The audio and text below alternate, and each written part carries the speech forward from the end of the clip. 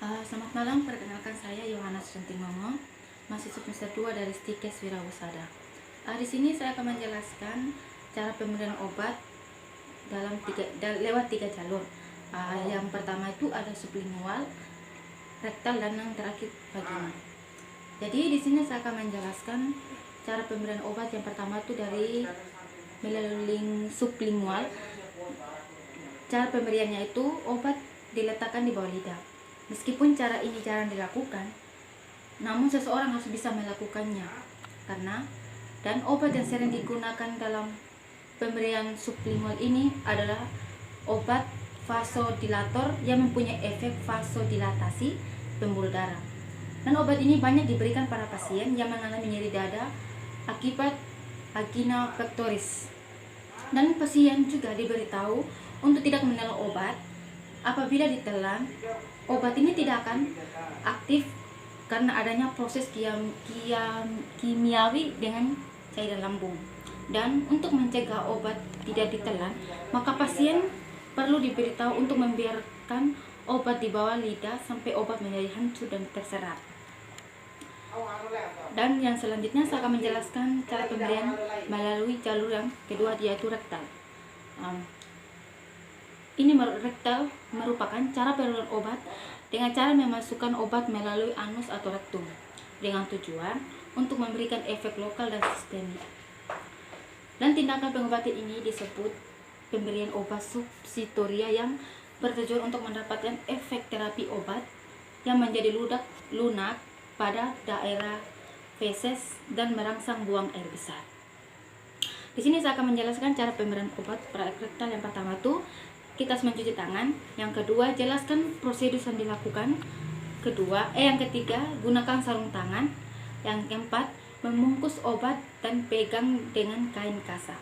Yang kelima, oleskan ujung pada obat substitutoria dengan pelicin.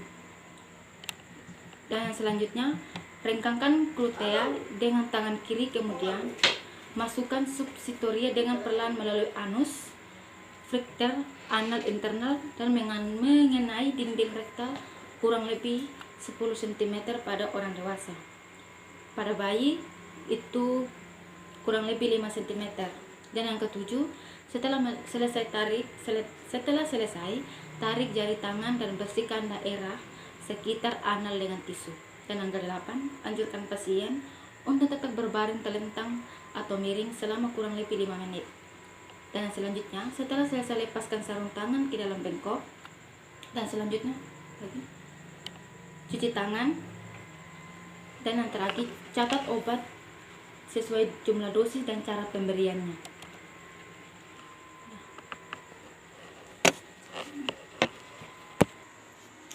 Dan yang terakhir, saya akan menjelaskan yang tentang jalur pemberian obat melalui vagina.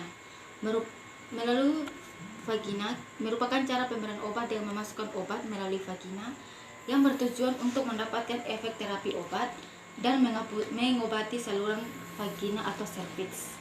Obat ini tersedia dalam bentuk krim dan substitutoria yang digunakan untuk mengobati infeksi lokal.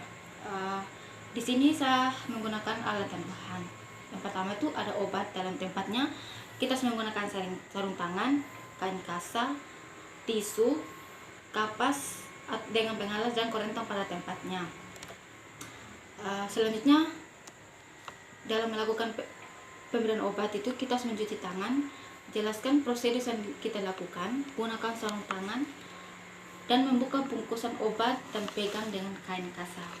Bersihkan sekitar alat kelamin dengan kapas sublimat yang telah disediakan. Anjurkan pasien untuk tidur dalam posisi dorsal recumbent. Dan yang selanjutnya, apabila jenis obat substitutoria, maka buka pembungkus dan berikan pelumas pada obat.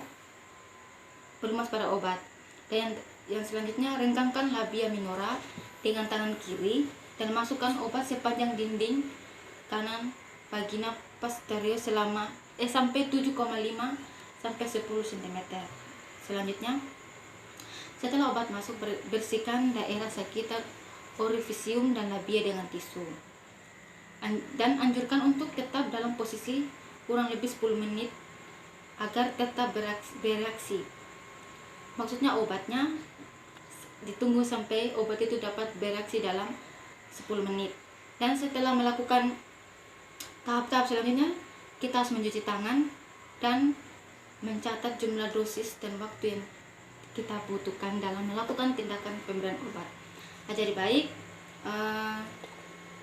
sekian penjelasan yang saya sampaikan, semoga bermanfaat. Terima kasih.